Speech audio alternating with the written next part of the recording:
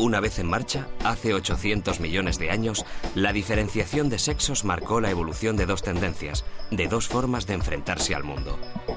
Aún hoy, intentamos averiguar hasta dónde ha influido esa división en el fondo de nuestras conductas sociales.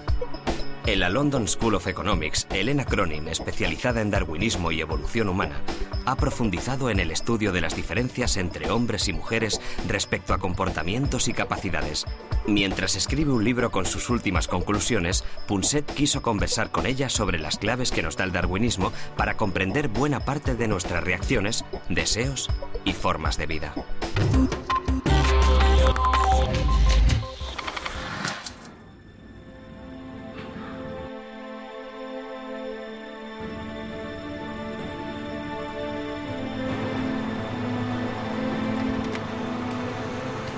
Estamos en Primrose Hill, uno de los lugares, bueno, yo digo el lugar más bonito de Londres, ¿no? Y curiosamente, para el tiempo del año en que estamos, que es abril, con sol, por lo menos de vez en cuando. Y estoy en compañía de Helen Cronin, que es, bueno, yo creo que es la persona que más sabe de evolución, y no solo de Darwin, que por supuesto ha sido capital para conocer la evolución, porque hemos llegado a ser lo que somos y cómo somos, ¿no? Y hay una cosa que siempre me ha preocupado, a lo mejor algún telespectador se va a reír de ello, pero me ha ocurrido tantas veces que no quiero desaprovechar esta ocasión para preguntárselo a Helen, ¿no? Helen, you have to... Me tienes que explicar por qué cuando miramos atrás hay esa fantástica diferencia entre hombres y mujeres. Quiero decir, cuando miramos al pasado, los hombres se siguen pareciendo muchísimo a los chimpancés de hace 2 millones o 5 millones de años. Y las mujeres no se parecen en nada a la Lucy, la primera fósil de hace 2 millones de años. Me encanta la pregunta, en parte porque nunca antes había pensado en ello. Nunca me la habían planteado. Es una pregunta excelente. Desde el punto de vista de la evolución podemos pensar en una respuesta inmediata. Es porque ha habido una gran selección entre las mujeres basada en la belleza. La forma en que compiten los hombres es polifacética. En cualquier situación competitiva, los hombres presumen, muestran su fuerza, su inteligencia, etc. En el caso de las mujeres, la competición es mucho menos feroz y se centra mucho más en cosas concretas. Los hombres creen que tiene que ver con su belleza porque la belleza de una mujer es un indicador de su salud y fertilidad.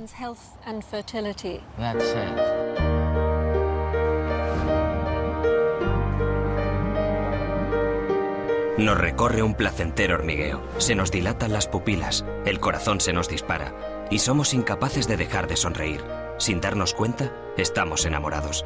Y sin ser conscientes de ello, escogemos a la persona que pensamos que puede ser un mejor padre o una mejor madre para nuestros hijos. Solemos sentirnos atraídos por su inteligencia, su imaginación y su creatividad, cualidades que nos indican que esa persona es capaz de desenvolverse en el mundo. También nos fijamos en su belleza física, una garantía de salud y de fertilidad. Es la base de la selección sexual, una forma de selección propuesta por Darwin para explicar la competencia entre individuos de un mismo sexo por conseguir pareja. Un mecanismo que los dota de mayor atractivo para hacerlos más eficaces en la reproducción. Aunque, en ocasiones, puede ser también un hándicap. Una cola grande y vistosa atrae a las hembras, pero también los convierte en una presa fácil. En la mayoría de especies animales, machos y hembras están sujetos de manera distinta a las presiones de la selección sexual, aunque existen una serie de reglas generales. El organismo que va a hacer una inversión mayor a la hora de reproducirse, el organismo que, por ejemplo, va a proporcionar los óvulos, va a comportarse de manera distinta al organismo que hace una inversión menor. Por ejemplo, el individuo que produce los espermatozoides, que van prácticamente regalados. En la mayor parte de los casos son los machos los que tienen que esforzarse para conseguir una hembra, porque por regla general son las hembras las que hacen una mayor inversión y por tanto las que son más selectivas, las que aplican una mayor presión de selección sexual a los machos. La cuestión es que, oye, vamos a ver, ¿qué nos hace decir que alguien es más sano que otro? Bien, los criterios no son exactamente los mismos para los hombres que para las mujeres, pero dado que hablamos de belleza y de la belleza de las mujeres, veamos qué es lo que atrae a un hombre de una mujer y qué significa la belleza. Déjame que comente desde el principio que a menudo oímos decir que en la variedad está el gusto, que la belleza es relativa, que la belleza es algo superficial. No, no y no. Es un indicador profundo del estado de salud y fertilidad de la mujer. Y la selección natural ha dado al hombre el gusto por la belleza femenina porque indica todo tipo de cosas relativas a sus cualidades como pareja. Y déjame que te dé un único ejemplo. El prototipo femenino Diablo, mujer de cintura estrecha, con cadera, esta forma de cintura, y luego la cadera se reconoce como la proporción cintura-cadera. Y la ideal es distinta para una mujer que para un hombre. Para una mujer es 0,7, de modo que la cintura estándar son 60 centímetros y 90 centímetros para las caderas. La relación es 0,7. Exactamente. Y resulta que esta medida es la que los hombres consideran más bella y las mujeres también. Esto por un lado. Por otro, hemos visto que esas mujeres son las más fértiles, las que tienen los partos más fáciles, etc.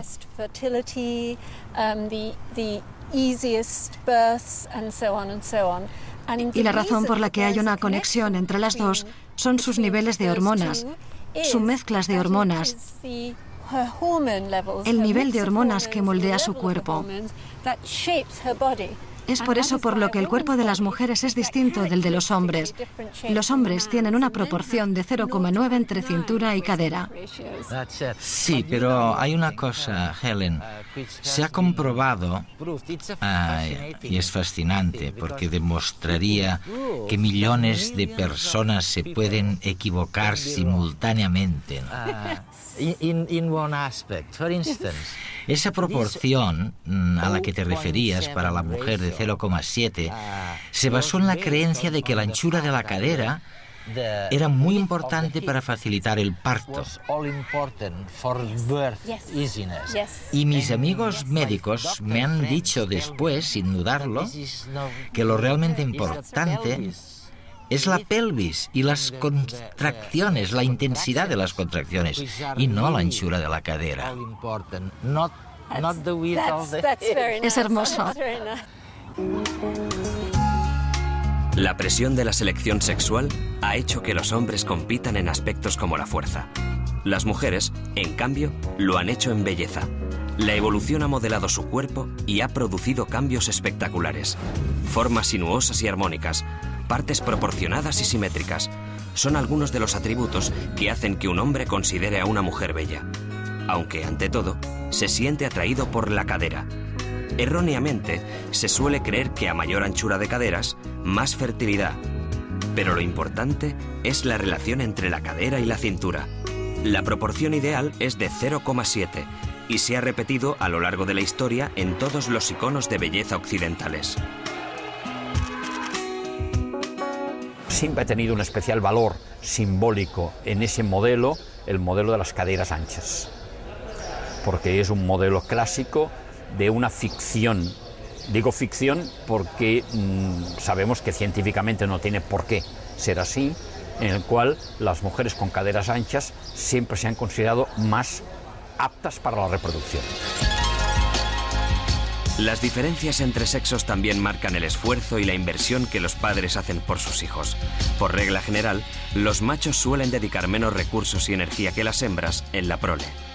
Aunque en comparación con el resto de mamíferos, el ser humano es un tanto especial. Cuida de los hijos y además de su pareja.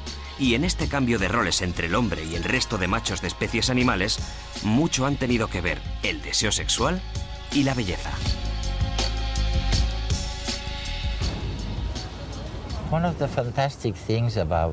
Una de las cosas más fantásticas de Darwin es pensar, ¿tú crees que ha habido alguna vez otro científico con una visión tan a largo plazo de la humanidad evolucionando? Es muy interesante lo que mencionas, porque sabemos que toda la ciencia es validable en el sentido de que se puede probar y es posible que no supere el test, y esto es una ventaja. Esperamos que la mayor parte de la ciencia actual se equivoque en determinadas cosas, incluso en física. Los fundamentos de la ciencia, sabemos que algunos deben de ser erróneos porque no son coherentes.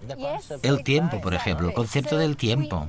Eso es, de modo que claramente sabemos que hay ámbitos enteros en los que los fundamentos científicos van a cambiar.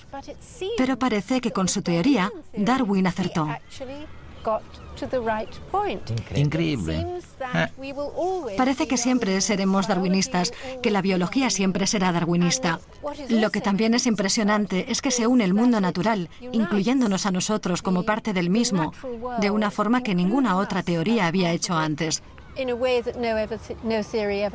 Hace que nuestro mundo social, nuestro mundo psicológico, etc., forme parte de nuestro mundo natural. E incluso para la gente que cree en Dios, como los creacionistas, los que llaman creacionistas, gente con mentalidad religiosa, la manera en que Darwin expresaba las cosas era conciliatoria, porque él decía, sí, tenéis razón. Se lo decía a la gente que cree en Dios. Por ejemplo, les decía, tenéis razón en que se trata de un diseño inteligente. Fijémonos en un hombre, una mujer, un pájaro. Es realmente un diseño inteligente. La única diferencia entre tú y yo es que yo digo que es un diseño inteligente, pero natural. Lo que sugiero es que es una inteligencia natural. No necesitas un creador. Es un diseño inteligente que es el producto de ¿qué? ¿Qué es realmente lo que hace que se trate de un diseño inteligente? ¿La adaptación? ¿Los genes? ¿O Dios el creador? Helen, ¿qué es? ¿Qué es lo que hace a este diseño inteligente? ¿Dios? ¿Los genes? Es que los genes producen las mutaciones aleatoriamente, pero no son seleccionados aleatoriamente. Y no hay un gran seleccionador, solo que lo que logra sobrevivir y reproducirse con esos genes lo hace. Y cuando no tiene genes que le permitan sobrevivir y reproducirse, no lo hace. Y el resultado es una de las adaptaciones más magníficas, uno de los organismos más complejos de lo que podríamos haber hecho nosotros si nos hubiésemos sentado a diseñar organismos. En ese sentido, estoy de acuerdo contigo. La gente que siente que tiene que pensar en términos de un gran diseñador para apreciar realmente la belleza y sentirse abrumados ante el universo, en realidad no lo necesitan.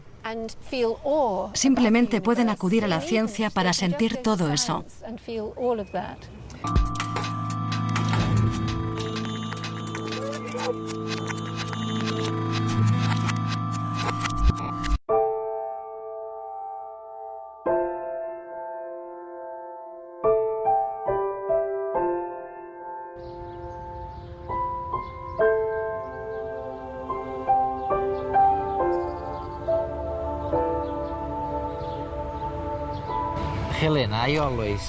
Helen, yo siempre les digo a mis amigos, bromeando, que la diferencia entre sexos es algo muy reciente, de hace solo 700 millones de años.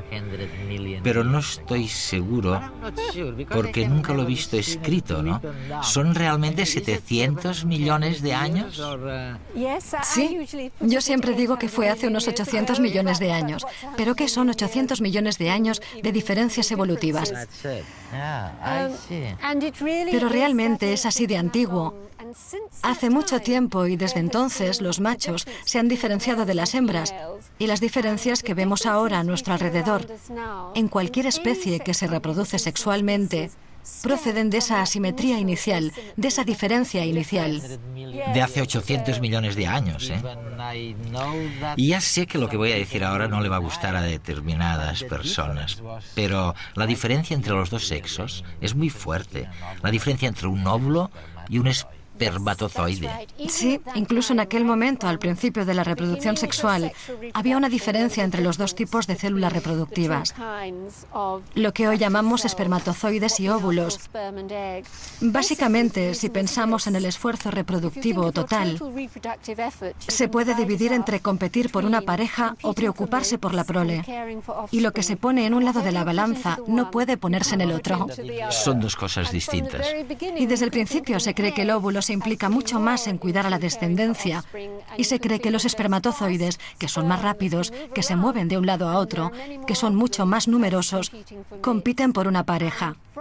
Y a partir de esta diferencia inicial, de generación en generación, entre las distintas especies, en su proliferación desde hace 800 millones de años hasta nuestros días, encontramos esta diferencia entre machos y hembras.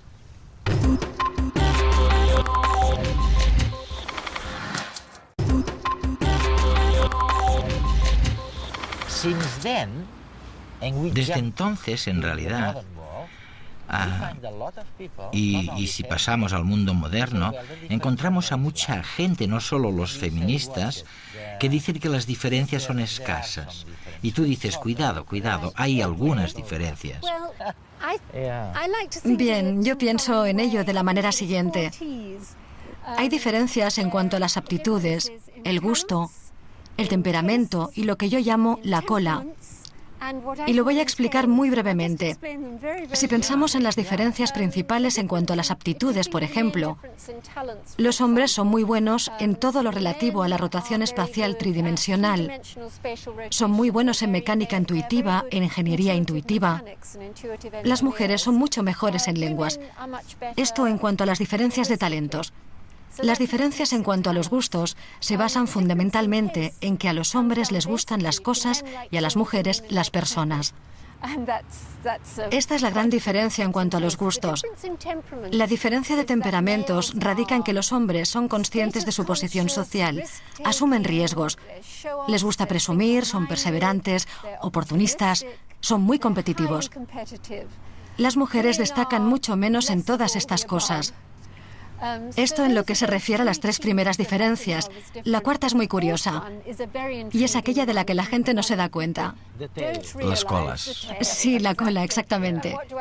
¿Y a qué me refiero con esto de la cola? Bueno, pues si uno mira la distribución de estas características en una curva, los hombres suelen ser así. Hay hombres en los polos opuestos, en las colas, mientras que las mujeres son mucho más así. Si pensamos en las diferencias para cualquier característica que nos interese, si pensamos en las diferencias entre lo máximo y lo mínimo, lo mejor y lo peor, para las mujeres viene a ser lo mismo, no hay grandes diferencias. En cambio, para los hombres las diferencias pueden ser enormes. Hay muchos hombres que se sitúan en lo peor para algunas características y muchos en lo mejor para otras. La forma en que yo veo todo esto es que entre los hombres hay más necios, pero también más premios Nobel. Y esto nos da una visión de lo distintos que son los hombres y las mujeres. De modo que es muy importante darse cuenta de que cuando la gente dice, y esto vale tanto para la política como para el mercado laboral o la educación, pero si la diferencia media entre hombres y mujeres no es muy grande, las medias están muy cerca, las curvas también son muy parecidas. Entonces, ¿por qué son siempre hombres los que dirigen el mundo, los que están en los puestos más altos de las empresas, los que son directores generales, presidentes, y son los dueños de todo, y las mujeres todavía no están ahí, y las medias no son muy distintas? Y los peores criminales tampoco, ¿eh? Sí, obviamente, eso es. Pero generalmente de esto no se habla cuando se critica que las mujeres no estén en los puestos más altos.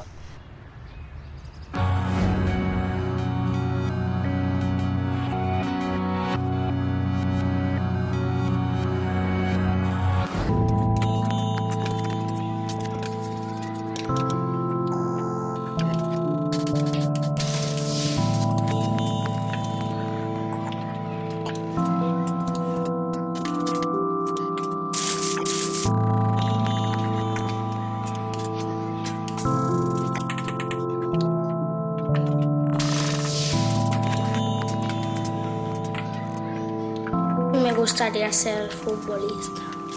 Maestra. Pues yo de hacer películas o de pintar. Yo Bailarina. arquitecto, tenista, Artesana. bombero. Desde que somos bebés, niños y niñas manifestamos gustos diferentes. Y también hay cosas que a unos y a otros se nos dan mejor. Como tendencia, los niños prefieren las matemáticas y tienen mayor capacidad para trabajar con formas geométricas. Son más competitivos y ambiciosos. Toman más riesgos y se sienten más atraídos por los objetos. Las niñas, en cambio, tienen una mayor capacidad de comunicación verbal. Se centran más en establecer relaciones personales. Son más empáticas y prefieren trabajos que tengan que ver con personas, que impliquen ayudar y enseñar. Las chicas, las Barbies y las Polly Pockets. Yo muñecas Y los niños solo piensan en peleas, jugar a fútbol, a baloncesto. todas estas maquinitas todo el día enchufadas. Hay además un cuarto factor que modela de forma decisiva a chicos y chicas. Un concepto que Helena Cronin denomina los polos o colas de distribución. Se refiere a la variación que existe dentro de un mismo sexo en cuanto a temperamento o aptitudes. En los chicos, la diferencia entre el mejor y el peor, el más tonto y el más listo, es muy grande. Las mujeres, en cambio, son más similares y esta amplia variación no se produce.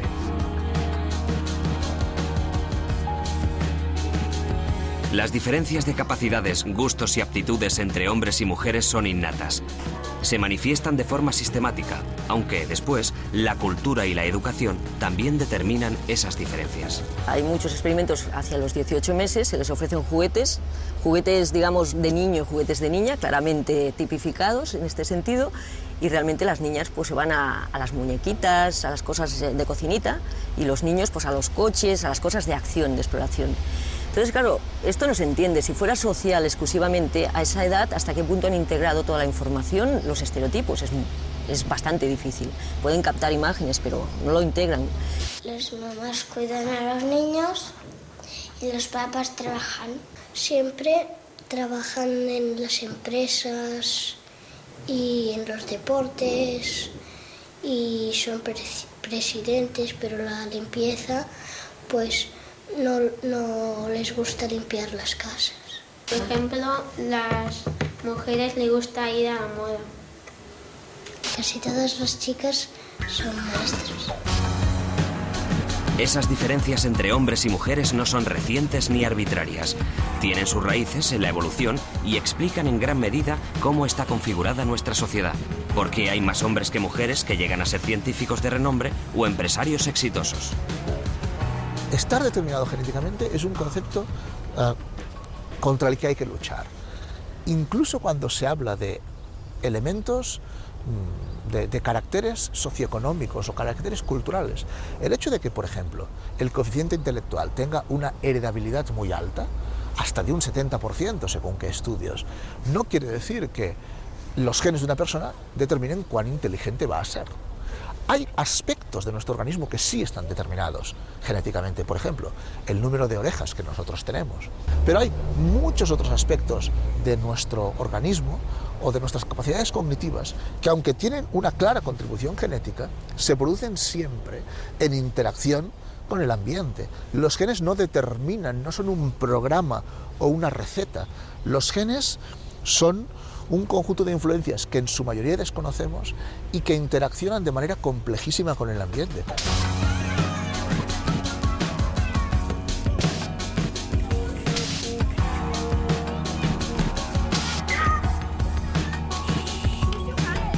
Antes los chicos eran los más importantes y hacían todo ellos, y las mujeres sabían de hacer más las faenas de casa, y entonces ahora ha cambiado, pero todavía se hace un poco. Cuando las supuestas feministas se quejan de que los hombres están en los puestos más altos y dicen que si los hombres están ahí es porque hay machismo, nunca explican por qué también son los hombres los que están en la parte más baja del escalafón. Si lo entendemos como parte de la distribución de las colas, entonces entenderemos que no tiene nada que ver con el machismo, sino que tiene que ver con esta gran diferencia entre hombres y mujeres y cómo se distribuyen estadísticamente en todas esas áreas en las que hombres y mujeres son distintos.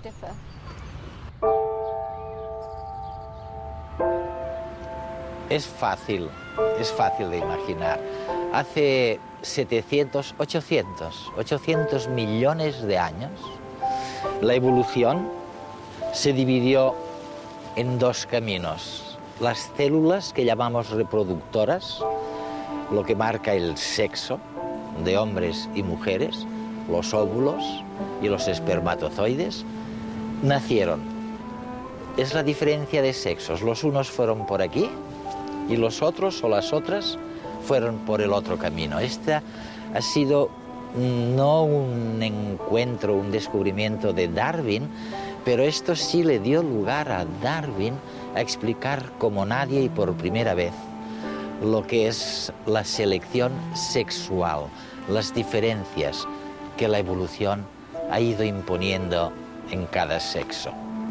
La otra gran contribución de Darwin, la mayor, yo creo que por eso realmente no corremos casi ningún riesgo diciendo que ha sido el mayor científico en la historia de la ciencia, la corta historia de la ciencia. La gran contribución de Darwin fue la de decir, sí, es un diseño inteligente, pero es un diseño inteligente natural.